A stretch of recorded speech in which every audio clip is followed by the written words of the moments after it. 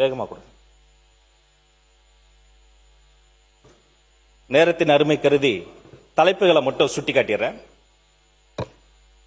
கலை பண்பாட்டுத்துறை அறிவிப்புகள் 2026-2027. அறிவிப்பு 1. மண்ணின் கலைகளை மரபு மாறாமல் மேம்படுத்திட கலை ஆராய்ச்சி மையங்கள் 2 இடங்கள்ல 2 கோடி ரூபாய் செலவில் தோற்றுவிக்கப்படும். இதன் மூலமாக கோயம்புத்தூர் மற்றும் தஞ்சாவூர் ஆகிய 2 இடங்கள்ல இந்த கலை ஆராய்ச்சி மையங்கள் அமைக்கப்படும். அறிவிப்பு 2. நலிந்த கலைஞர்களுக்கு வழங்கப்பட்டு வரும் மாதாந்திர நிதியுதவி மாதந்தோறும் போயிட்டு இருக்கு. அதுல புதிய கலைஞர்கள் அடையாளம் கட்டப்பட்டு மேலும் 1500 கலைஞர்களுக்கு நம்முடைய அரசில் விரிவுபடுத்தப்படும் என்பதை மகிழ்ச்சியோடு அறிவிக்கிறேன். அறிவிப்பு 3.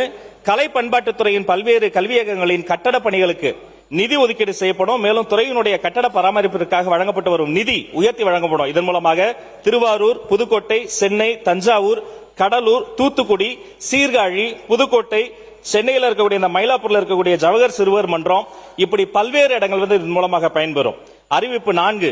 நாட்டுப்புற கலைஞர்களுக்கு இசை கருவிகள், ஆடை, அணிகலன்கள் வாங்குவதற்கு ஆண்டுதோறும் வழங்கப்பட்டு வரும் ரூபாய் 10,000 நிதி உதவி அது அதிகபட்சமாக இனி ரூபாய் 20,000 உயர்த்தி வழங்கப்படும். மேலும் புதிதாக இந்த திட்டத்தில் 500 இளம் கலைஞர்களுக்கும் இது விரிவாக்கம் செய்யப்படும். அறிவிப்பு 5. கலை பண்பாட்டுத்துறையின் கீழ் உள்ள கல்வி நிறுவன வளாகங்களில் கண்காணிப்பு கேமராக்கள் பொருத்தப்படும். மேலும் இத்துறையினுடைய இணையதளம் மேம்படுத்தப்படும். ரூபாய் 1.50 கோடி நிதி ஒதுக்கீடு இதற்காக செய்யப்படுது. அறிவிப்பு 6. கலை பண்பாட்டுத்துறையின் கீழே செயல்படும் கல்லூரிகள்ல நம்மளுடைய ஆசிரியர் அதாவது ரூபாய் 20,000 ஊதியத்தில் பணிபுரியக்கூடிய தொகுப்பூதிய ஆசிரியர்களினுடைய ஊதியம் இனி ரூபாய் 25,000 உயர்த்தி வழங்கப்படும் என்பதை தெரிவித்துக் கொள்கிறேன். அறிவிப்பு 7. மாற்றுத்திறனாளிகளுக்கு 50 கலை ஆசிரியர்கள் மூலமாக கலை பயிற்சிகள் மாற்றுத்திறனாளிகள் நலத்துறையோடு இணைந்து வழங்கப்படும். அவர்கள் இருக்கக்கூடிய காப்பகங்கள், விடுதிகள், பள்ளிக்கூடங்கள் அங்கேயே சென்று இதன் மூலமாக 50 கலை ஆசிரியர்கள் மூலமாக கலை பயிற்சி வழங்கப்படும் என்பதையும் மகிழ்ச்சியோடு தெரிவித்துக் கொள்கிறேன். அறிவிப்பு 8. தமிழ்நாடு அரசு இசைக்கல்லூரிகள், மாவட்ட அரசு இசைப்பள்ளிகள், மாணக்கர்கள் பயன்பாட்டில் உள்ள இசைக்கருவிகள் பழுது நீக்கம் செய்வதற்காக நிதி ஒதுக்கீடு செய்யப்படும் என்பதை தெரிவித்துக் கொள்கிறேன். அடுத்து தொல்லியல் துறையினுடைய அறிவிப்புகள் 2026-27. அறிவிப்பு 1. தமிழர்களினுடைய பண்பாட்டு தலங்களை பாதுகாத்திடும் நோக்கில் முதற்கட்டமாக 5 ஆண்டுகளில் 76 பாதுகாக்கப்பட்ட சின்னங்கள் மற்றும் தொல்லியல் தளங்கள் தமிழ் பாரம்பரிய பாதுகாப்பு பணிகள் கீழ் புனரமைப்பு செய்யப்படும். அதாவது தமிழ் ஹெரிடேஜ் கன்சர்வேஷன் மிஷன் இதற்கு இவ்வாண்டு முதற்கட்டமாக 76 இடங்களுக்கு ரூபாய் 49 கோடி நிதி ஒதுக்கீடு செய்யப்படும் என்பதை மகிழ்வோடு அறிவிக்கிறேன். அறிவிப்பு 2. பண்டைய தமிழர் கல்வெட்டுகளை எளிமையாக புரிந்து கொள்ளும் வகையில் செயற்கை நுண்ணறிவினை ஆர்டிபிஷியல் இன்டெலிஜென்ஸ் AI பயன்படுத்தி ஒரு தரவு தளத்தினை உருவாக்கும் பணி ரூபாய் 1.50 கோடி மதிப்பில் மேற்கொள்ளப்படும். அறிவிப்பு 3. பட்டறை பெருமுதூர் தொல் பழங்கால அகழ் வைப்பகம், குற்றாலம் நாட்டுப்புற அகழ் வைப்பகம் மற்றும் தருமபுரி நடுகல் அகழ் வைப்பகங்களில் விளக்க உரை மற்றும் காட்சிப்படுத்தும் பணிகள் ரூபாய் 12 கோடி மதிப்பில் மேற்கொள்ளப்படும் என்பதை அறிவிக்கிறேன். அறிவிப்பு 4. தொல்லியல் அகழாய்வுகளில் வெளிக்கொணரப்படும் தொல்பொருட்கள் மற்றும் மாதிரிகளை அறிவியல் பகுப்பாய்வுகள் மேற்கொள்ள நவீன தொல்லியல் ஆய்வகம் ரூபாய் 2 கோடி மதிப்பில் அமைக்கப்படும் என்பதை மகிழ்ச்சியோடு தெரிவிக்கிறேன். இது மாதிரி பொருட்கள் கிடைக்கும் போது வெறும் இலக்கிய சான்று சொல்வது நமக்கு பெருமையை சேர்க்கும். ஆனா அது அறிவியல் சான்று மூலமாக, ஆய்வக சான்று மூலமாக நிரூபித்தாதான் அது பெருமை அல்ல, அது உண்மை என்பது உலகத்திலிருந்து நமக்கு பதிலாக கிடைக்கும். அதற்காக இந்த அறிவிப்பு. அறிவிப்பு 5. தமிழரின் கடல் வழி வணிகம், துறைமுகம் மற்றும் ஆற்றங்கரை பண்பாட்டினை வெளிக்கொணர ரூபாய் 3 கோடி மதிப்பில் கள ஆய்வு பணிகள் 3 ஆண்டுகளில் மேற்கொள்ளப்படும் என்று அறிவிக்கிறோம். அறிவிப்பு 6. உட்பிரிவு A. தொல்லியல் கள ஆய்வு, அகழாய்வு மற்றும் ஆழ்கடல் அகழாய்வுகளுக்காக ஆண்டுதோறும் வழங்கப்பட்டு வரும் தொடரும் நிதியான 7 கோடி அதான் கொடுத்துட்டு இருக்காங்க. அது போதாது, இனி அது ரூபாய் 10 கோடியாக உயர்த்தி வழங்கப்படும் என்பதை மகிழ்ச்சியோடு அறிவிக்கிறேன். அறிவிப்பு 6.2a.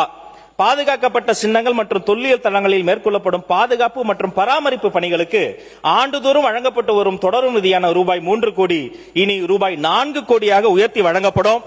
இதன் மூலம் 126 பாதுகாக்கப்பட்ட சின்னங்கள் பலன் பெறும். அறிவிப்பு 7A. தொல்லியல் துறையின் கட்டுப்பாட்டில் உள்ள அகழ் வைப்பகங்கள் மற்றும் அருங்காட்சியகங்களில் உள்கட்டமைப்பு மற்றும் நவீன மேம்பாடு பணிகளை மேற்கொள்ள ஆண்டுதோறும் வழங்கப்பட்ட ஒரு நிதி ஆதாரமான ரூபாய் 30 லட்சம். 30 லட்சம் உண்மையிலே போதுமானது இல்லை. அப்ப என்ன பண்றோம்னா அதை ரூபாய் 1 கோடியாக உயர்த்தி வழங்கப்படும் என்று அறிவிக்கிறோம். அறிவிப்பு 7A. பொதுமக்கள் மற்றும் ஆய்வாளர்களுக்கு பயன்படும் வகையில கல்வி மற்றும் ஆய்வு சார்ந்த துறை வெளியீடுகளை ஆண்டுதோறும் வெளிக்கொண்டு வர ஏதுவாக தொடரும் நிதி ஆதாரம் ரூபாய் 30 லட்சம் இனி ரூபாய் 1 கோடியாக உயர்த்தி வழங்கப்படும். அறிவிப்பு 7E. உலகத்தரம் வாய்ந்த தொல்லியல் கண்காட்சிகள், உலக மரபு நாள், உலக மரபு வாரம் சிறப்பாக கொண்டாடுவதற்கு தொல்லியல் சார்பான சொற்பொழிவுகள், பயிற்சி பட்டறைகள், விழிப்புணர்வு நிகழ்ச்சிகள் நடத்துவதற்காக ஆண்டுதோறும் வழங்கப்படும் தொடரும் நிதி 15 லட்சம் இனி ரூபாய் 75 லட்சமாக உயர்த்தி வழங்கப்படும்.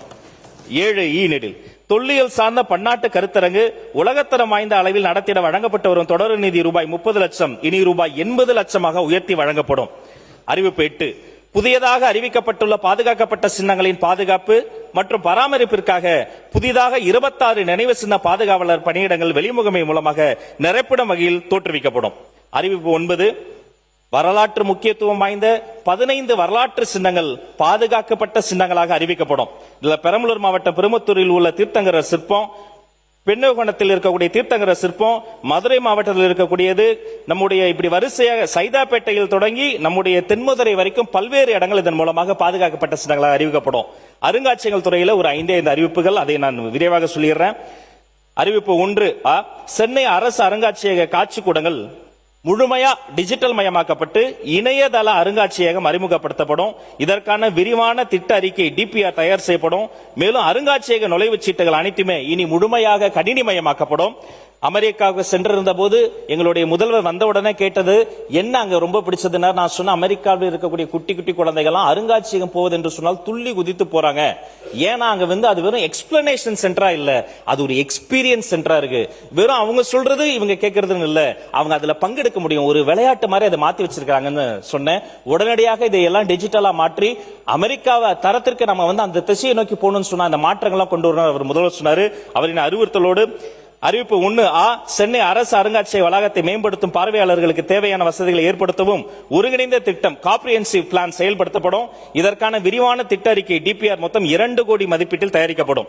அறிவிப்பு 2 மதுரையில் தமிழர் நாகரிக அருங்காட்சியகம் அமைப்பதற்கு தகுந்த இடம் தேர்வு செய்யப்பட்டு இதற்கான விரிவான திட்ட அறிக்கை DPR ரூபாய் 2 கோடி மதிப்பீட்டில் தயாரிக்கப்படும். இந்த தமிழர் நாகரிக அருங்காட்சியகம் ஒரு பொக்கிஷமான இடமாக உருமாறும்.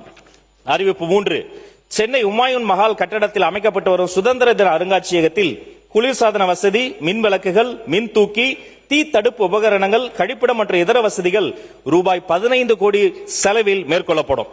அறிவிப்பு 4 நம்முடைய சென்னை அரசு அருங்காட்சியகம் எழும்பூர் அது தொடங்கப்பட்டு 175 ஆண்டுகள் நிறைவடைவதை முன்னிட்டு சிறப்பு அஞ்சல் தலை வெளியிடப்படும்.